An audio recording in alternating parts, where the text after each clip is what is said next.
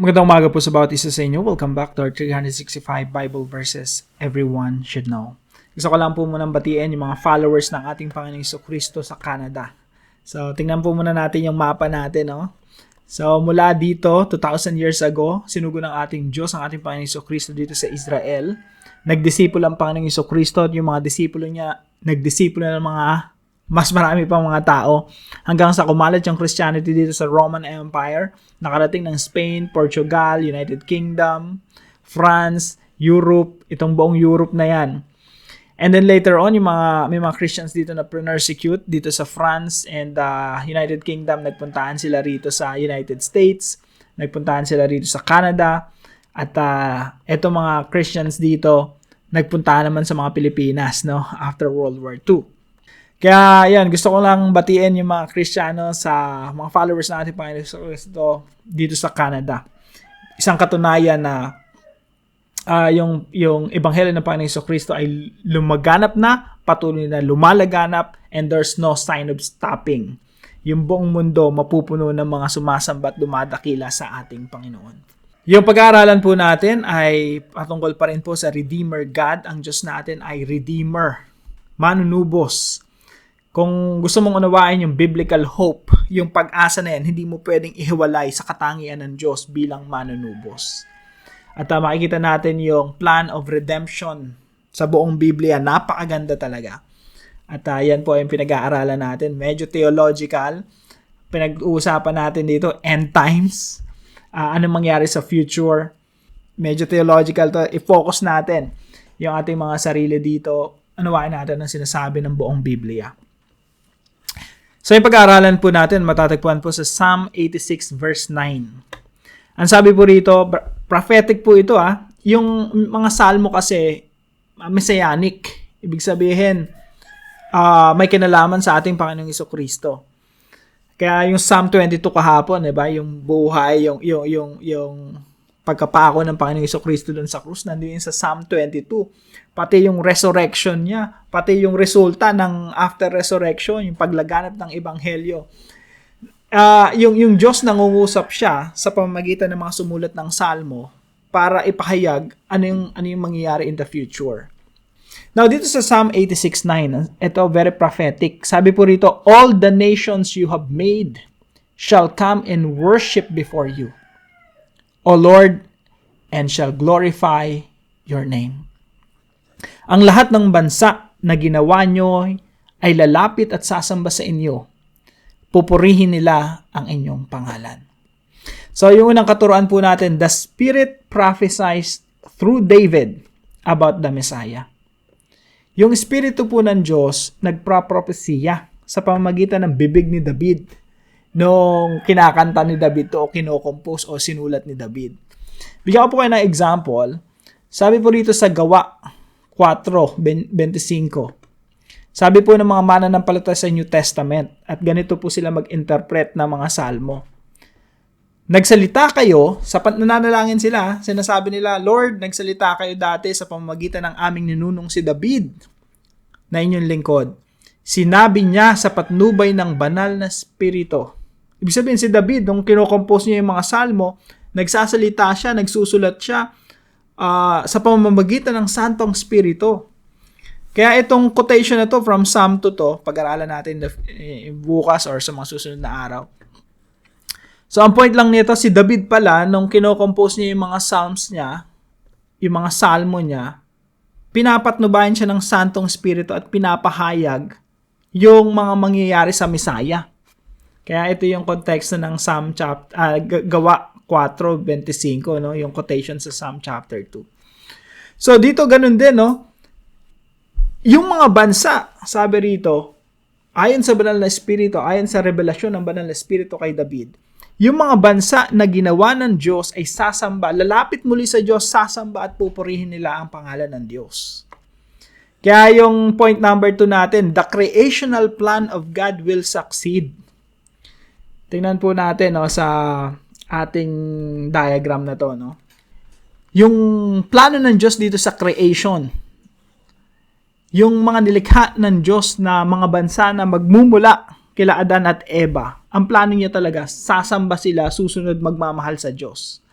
That's a beautiful world. That's the original plan of God. So yung ginawa ng Diyos dito, according sa mga talatang ito, ang lahat ng bansa na ginawa ng Diyos, bagamat sila'y nahulog sa pagkakasala at nagrebelde sa Diyos, ang sabi rito, lalapit sila sa Diyos. Manunumbalik sila sa Diyos, sasamba sila sa Diyos, at pupurihin nila ang pangalan ng Diyos. Isipin niyo po yung original na intensyon, original na plano ng Diyos, hindi niya give up. Ipaglalaban talaga ng Diyos. Mga Pilipino, majority ng mga Pilipino, hindi naman mananampalataya. Majority ng mga Chinese, Japanese, di naman mananampalataya. Pero nilikha sila ng Diyos. Kaya, mga kapatid, pag tinignan mo, dati mga Koreans, wala namang mga Kristiyano dyan eh. Ngayon, sobrang daming mga Kristiyanong mga Koreans. Ganyan din mangyayari sa Japan. Ganyan din mangyayari sa Taiwan. Ganyan din mangyayari sa lahat ng bansa sa mundo. Kasi sinasamsam ng Diyos lahat ng mga bansa na orihinal na nilikha niya at manunumbalik sila sa tunay na Diyos. Ang lahat ng mga bansa na ginawa ninyo from the beginning ay lalapit at sasamba sa inyo. Pupurihin nila ang inyong pangalan. Ang tanong, positive ba to o negative? Napaka-positibo. At ito po ay promise of redemption. Nasulat po ito sa Old Testament. Pangako po ito, natutuparin ng Diyos. Nangungusap ang banal na spirito sa pamamagitan ng bibig ni David. Anong mangyayari in the future? Lahat ng mga bansa, lalapit, sasamba, magpupuri sa pangalan ng Diyos. The creational plan of God will succeed. Magtatagumpay po yung original na plano ng Diyos dito. Bagamat nahulog, may panunumbalik. Pangatlo po, the Messianic Psalms are full of hope, encouragement, and victory. Yung mga Messianic Psalms, full of hope yan, encouragement, and victory. Patungkol yan sa tagumpay ng Messiah, na pag dumating ang Messiah, yung mga bansa, sasamsamin niya, ilalapit ng Diyos sa Kanya at sila'y magiging tagasamba ng ating Panginoong Jesucristo. Kaya nga sabi ng Panginoong Jesucristo, go disciple the nations, gawin niyo silang mga alagad ko. Original plan ng Diyos yon. Promise of redemption yon. At magaganap yon.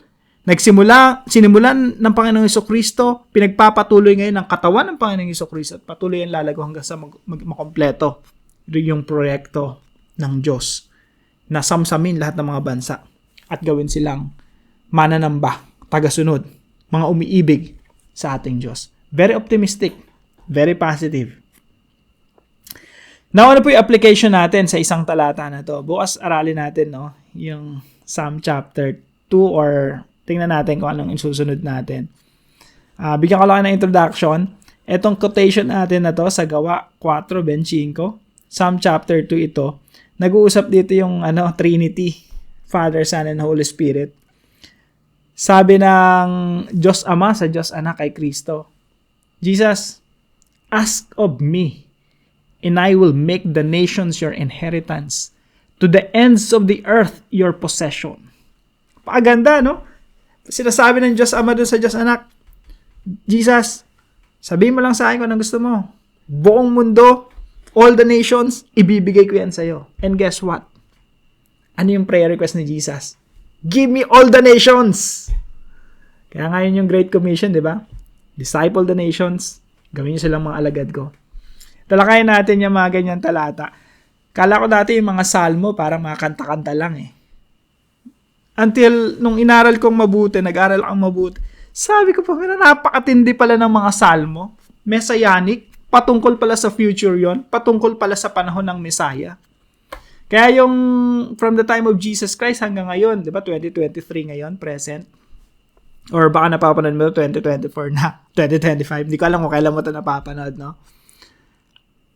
AD ang tawag natin, Anno Domini, in the year of the Lord. Ito po yung tinutukoy yan, yung kapanahunan ng Messiah, yung pagdating ng Messiah hanggang sa pagbabalik ng Messiah, no? Napakaganda. Very optimistic. So, ito po yung application natin. Let's study the vision of God. Pag-aralan po natin mabuti yung Biblia, dito natin makikita ano ba yung pangitain ng Diyos, ano ba yung nakikita ng Diyos. Right now, ano yung natatanaw ng Diyos? Ano yung vision ng Diyos para sa mundo? Ang gusto ng Diyos, according sa talata na inaaral natin at sa maraming talata sa Biblia, ang vision ng Diyos, yung original na plano niya, tuparin niya ngayon. All the nations must worship God. Kaya nga po merong mission eh. Hanggat may mga bansa na hindi sumasamba sa Diyos, tuloy-tuloy ang mission nating mga Kristiyano. Hanggang lahat ng mga bansa lumuhod, maglingkod sa ating Panginoon. Hanggat may mga bansa na hindi disipulo ng ating Panginoong Jesucristo, hindi hihinto ang ating misyon. Yung Great Commission, magpapatuloy yan. So let's study the vision of God. Kung naunawaan natin yung vision of God, malalaman natin na ako pala, parte ng vision na ito. So that's point number 2, no? Be part of the mission of God. Kung merong vision ng Diyos, merong tinatanawan Diyos, meron siyang gustong mangyari.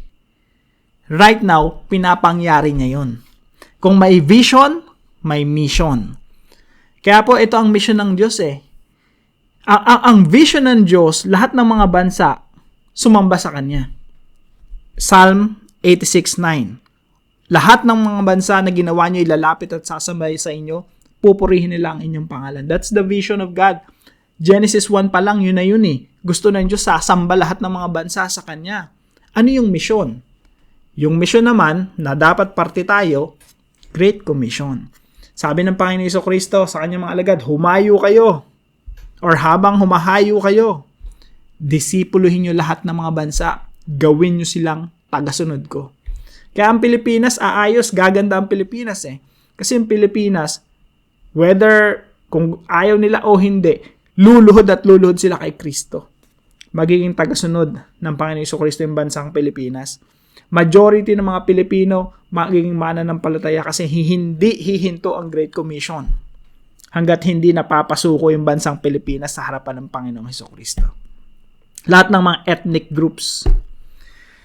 So let's study the vision of God, be part of the mission of God, and number 3, test pessimistic theology. Noong 19th century kasi, dyan dumami yung mga conspiracy theories, no? Dyan talagang kasagsagan ng mga pessimistic theology na pasama yung mundo. Sinama mo pa ng World War I, World War II. Yung biblical hope parang naglaho eh. Teka, totoo ba yung sinasabi ng mga naunang Kristiyano na very optimistic? By the way, hindi bago yung tinuturo ko. Ito talaga yung mga tinuturo ng mga naunang Kristiyano, especially ng mga Puritans. Very optimistic sila.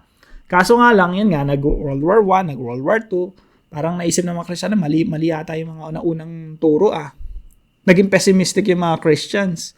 Kala nila, pasama yung mundo, wala ng pag-asa. Darating na yung Antikristo, darating na yung mga, kung ano mga conspiracy theories, wala naman lumabas. Si Hitler, hindi naman siya yung Antikristo.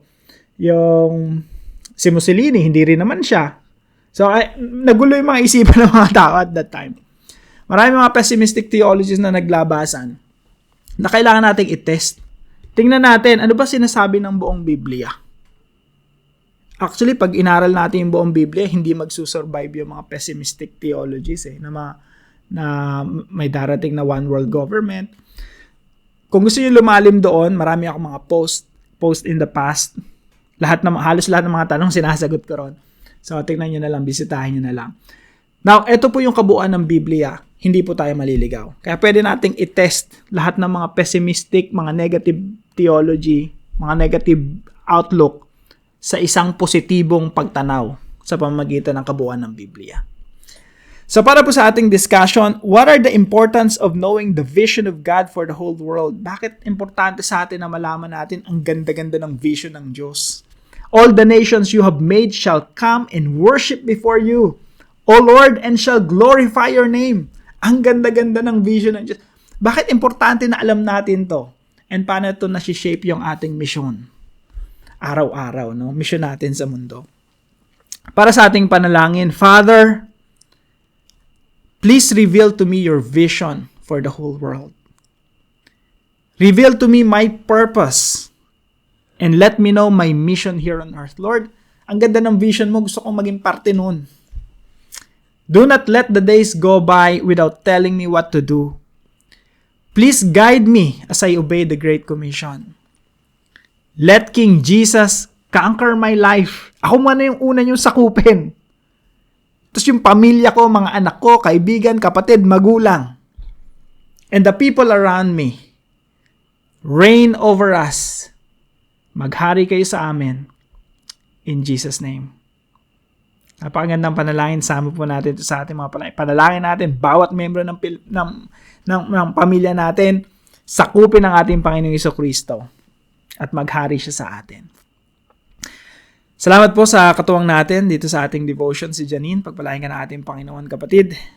At kung meron kayo natutunan, paalam niyo po sa comment section. And please share this devotion to your family and friends. God bless you po. See you po tomorrow 5 a.m. dito sa ating daily devotion.